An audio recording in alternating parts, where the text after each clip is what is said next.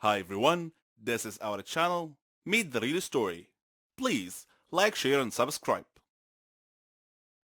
Having a hobby is great, and it's even greater when this hobby turns into a source of income, which will increase your motivation because the more you develop your hobby, the more income you will generate, and the more income you generate, the more your fame and fortune will grow. So if your hobby leads you in this direction, you will have achieved success. But let's look at another circumstance. Suppose you had no real talent, and therefore success was unlikely. And then, out of the blue, some fluke event happens and thrusts you into the fast track to success. Something like this happened to me. Are you anxious to hear my story? My name is Marcus, and I'm 19 years old. Dad was a farmer, and Mom was just a housewife. I was the youngest of my brothers and the only one to rebel against our old family traditions. By tradition, family descendants were expected to make a living in agriculture, and if you chose not to, then you were ostracized for breaking the family tradition. All my brothers towed the line and worked in agriculture alongside Dad. One brother even became an agricultural engineer and used his knowledge to improve Dad's processes. I didn't object to my brothers pursuing agriculture, but I had other ambitions. I also had a hobby that I was reluctant to tell my family about. I loved photography, the rare shot that embodies one's feelings in a picture. Beautiful, elegant shots made me feel like I was flying over the moon. I reveled in the details of every picture, the skill required to take it at just the right moment. Whenever I would watch a documentary video or a video of a bizarre event, I would feel immersed in the experience. Several times I tried to convince Dad to buy me a small video camera, but he always refused, so I decided that I would have to buy one myself. So I worked with the family in agriculture while saving up some money, but I soon found that the savings rate was too low, and it would take too long to buy a good camera. So then I got an idea. I could work 2 jobs and save money faster. So I got a second job as a construction worker.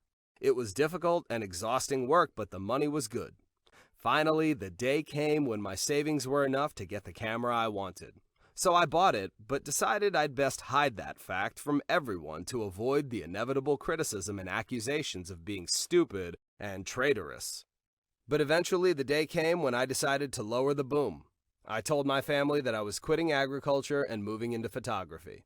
They were shocked and tried to persuade me to change my mind, telling me that I was just chasing an illusion. Dad even threatened to punish me if I spoke of it again. Reluctantly, I saw no choice but to leave home, so I packed my luggage and my remaining savings and left them with nothing more than a farewell letter. I went to the big city to find my dream. I didn't know what was waiting for me there. I searched for jobs as a freelance reporter. There were very few opportunities available because I didn't have the requisite qualifications and experience. I rented a small apartment and made home pages on Instagram and Facebook. I began advertising myself as a photographer for events and couples. Some customers came my way, but my income was still too low to survive long. So I studied tutorial videos and the work of others to hone my skills further. Meanwhile, I had bills to pay: apartment rent, food, utilities, clothes, medical care. I began to feel depressed. Then I remembered my family's warnings about my dreams being a mistake. I had my freedom, but no money. Then something happened that changed my destiny in a heartbeat. I was sitting with my camera at an outside restaurant table along one of the main streets, waiting to hear from anyone who might have seen my home pages to contact me with a gig. The traffic was heavy, and I decided to shoot this very normal scene of everyday life in the city. Suddenly, I heard a loud voice coming from the end of the street where I could see a fuel truck that was moving fast towards traffic stopped at a red light. I heard the driver shouting, "No brakes! No brakes!" I knew an accident was imminent, and my instinct told me to start filming. An old man was sitting in a car stopped at the light, with the fuel truck approaching him from behind. The man in the car was looking at his cell phone and listening to music with headphones on, so he was oblivious to the approaching danger from behind. The driver continued trying to warn people. Suddenly, the man in the car looked in his rearview mirror and saw the fuel truck looming larger and larger, coming at him without slowing down. Then the fuel truck smashed into the man's car. The light had turned green on the crossroads, and cars were starting to move perpendicular to the truck's forward motion.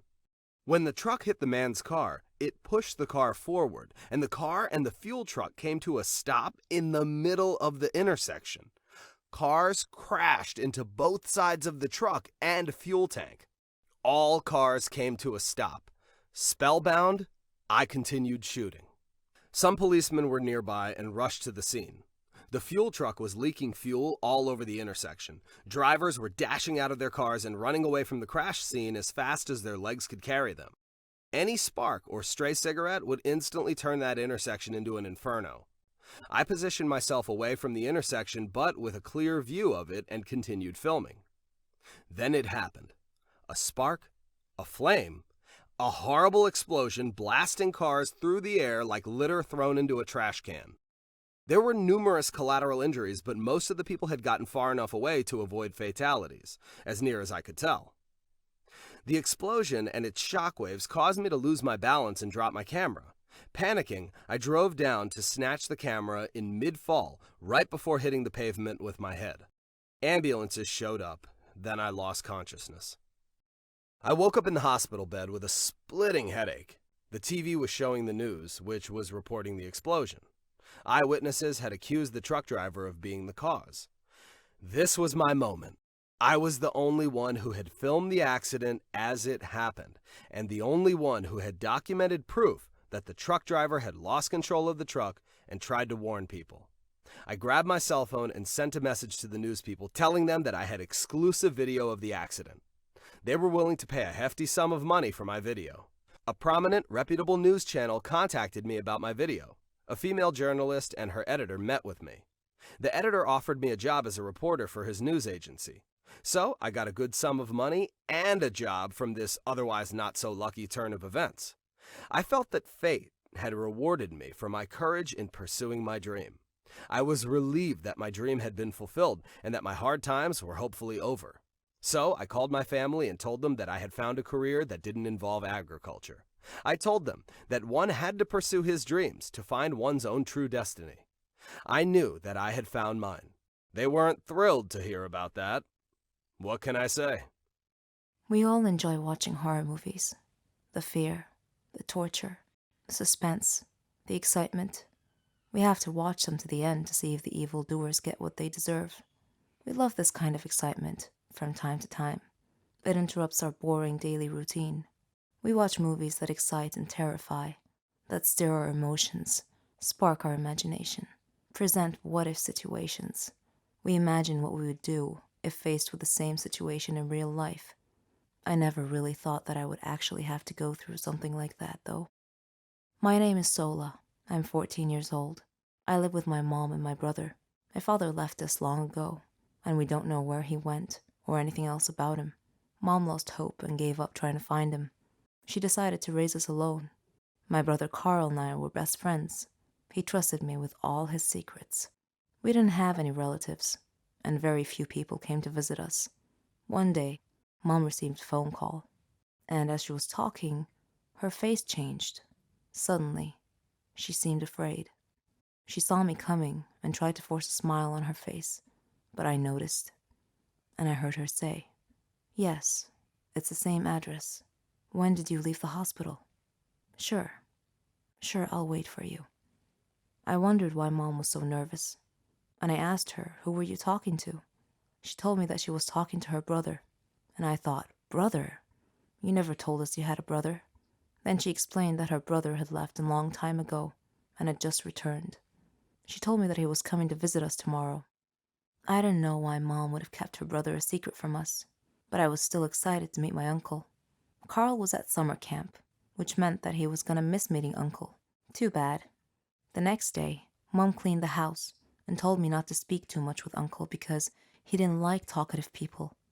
When Uncle arrived, Mom and I welcomed him. He was handsome, with long, soft blonde hair and an amazing smile. He told Mom that I was so beautiful, but Mom seemed worried rather than pleased upon hearing this. Uncle was so funny, and I loved him. He told me a lot of stories about Italy and other places. After a short time, he had to leave. I didn't want him to go, but he insisted. He said that he would see me again soon. Mom seemed horrified. I looked at her and asked her what was wrong, but she didn't answer. She just held her right arm. I thought it was very strange. Even stranger still, later that night, after I had gone to bed, I was startled when Mom woke me in the middle of the night to warn me never to accept any invitation from Uncle, even if it was just to go for a walk together. I thought that was very odd and asked her why, but she said that she would explain everything later. Next day, she went to visit my brother and take him some stuff that he needed. Before she left, she looked at me for a second. Then she warned me not to go out alone. A while after she had left, the doorbell rang, and I opened it. Uncle was standing there. He asked where Mom was, and I told him she had gone out to do some errands. I asked him to come in, but he refused. As he was leaving, he hesitated and turned around and asked me if I would like to go to get some ice cream with him at a park. I recalled Mom's warning, but I thought to myself, he's my uncle. What's the worst that could happen? So I shrugged off Mom's warning and I went with him. I was glad I did because we had a great time, laughing and eating. He even told me some more stories. At some point during our talking, he looked up at the sky and said, "What beautiful birds." I looked up to see what he was looking at, when suddenly I felt something like a needle jab in my neck. Then all went out. I woke up to find myself in a deserted place against the wall with my hands tied over my head. Uncle was sitting on a chair with a strange collection of tools in front of him. His expression wasn't friendly at all, and he had a scary look on his face. I asked him where I was and what he was doing, but all he said was not to worry, that we were going to have some fun together. He then emphasized that the important thing for me to know was that screaming wasn't allowed. He asked me if I was ready for a simple test, but before I could reply, I felt a red-hot branding iron pressed against my leg. Contrary to his cautionary instructions, I screamed. In fact, I screamed a lot and very loudly. But instead of being angry, he just laughed and said that he loved to hear people scream. Then I lost consciousness from the pain. I woke up to a shocking splash of cold water. He told me that it was much too early to start fainting yet. Then he grabbed a cattle prod. He put it against my arm. I gasped and couldn't breathe due to the electric shock. I screamed some more, shouting between ragged breaths, "Are you crazy? What do you want from me?" He slapped me hard across the face and said, "This is my revenge, and you're the unfortunate recipient of it." Then he slowly but gently dragged the sharp tip of the knife across my face, with a gleeful look on his face, and said, "How would you like to have a nice, pretty scar?" Then he stabbed my arm with his knife, and I screamed again, and again he laughed. He was ecstatic, and began jumping around like an excited monkey. I didn't know if it was day or night. All I knew was that every time I would pass out with pain, I would wake up to more torture, with a new tool for him to play with. How many days must I endure this madness, I thought. Despite my agony and suffering, I thought about Carl and Mom. Then, one day, he stood in front of me and began crying. He said that all of this was because of my mother. He told me that he had only been playing with Mom when he stabbed her in the arm, and that he had only meant to scare her a little, that she really shouldn't have summoned the police to have him arrested and committed to an asylum. He said he couldn't forgive her for that he can't trick or harm her again, so he decided to harm me instead. Then he smashed my knee with a hammer, and I lost consciousness again. When I woke up, he was gone. This was my chance to escape. But how? I tried pulling my hands out of the ropes.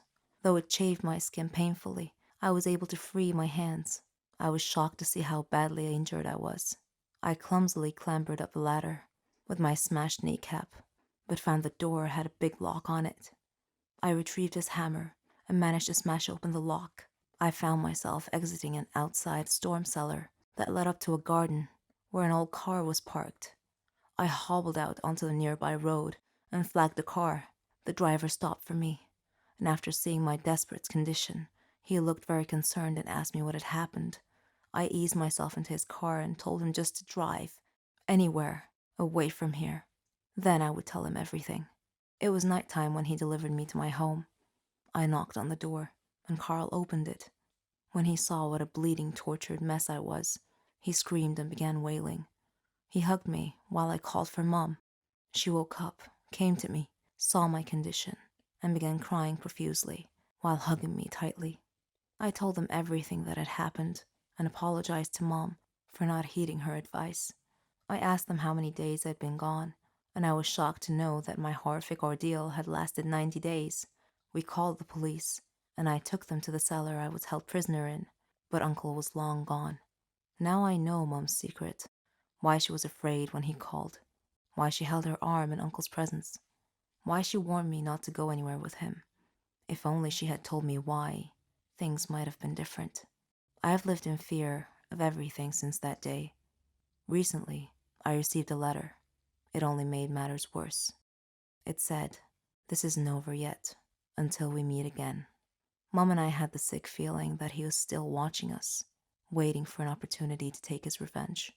So we moved to a city far away to start a new anonymous life, to try and put this horrible experience behind us forever, even if it did haunt our every waking hour. Hi, my name is Laura. I'm 23 years old, and I teach art. I recently got married to the love of my life, Norman. I considered him my friend, my brother, my son, and my husband. We loved to prank each other, even after we got married.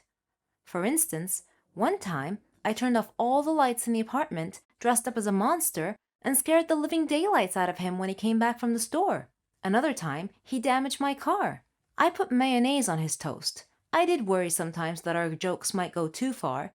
I mean, he did get really mad at me once. He stopped talking to me for 2 days, even though I apologized profusely many times.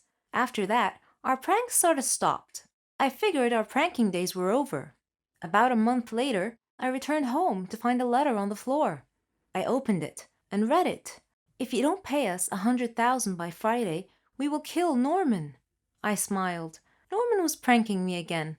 When he returned home, I hugged him and showed him his prank letter. He read it carefully, and his brow furrowed. He appeared seriously frightened and swore that this was not part of any prank. He told me that we needed to leave town as soon as possible. I asked him why, and he told me that before he married me, he had stolen a gold statue from a motorcycle gang.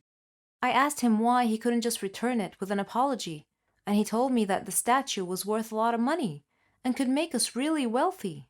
That night, an armed masked burglar broke into our apartment and confronted us with a gun. He said to Norman, "Hello, Norman, long time no see. You need to choose between the statue or your wife. Choose now." Norman was hesitant. Then he steadfastly said, "I can't give up the statue. Take my wife." The masked man turned towards me. He pointed the gun at me in a threatening manner. I was frantic. I was staring at Norman in shock. Suddenly, the masked man ripped off his mask. It was Keanu, Norman's brother. Norman sat down, laughing so hard he could hardly stop to breathe.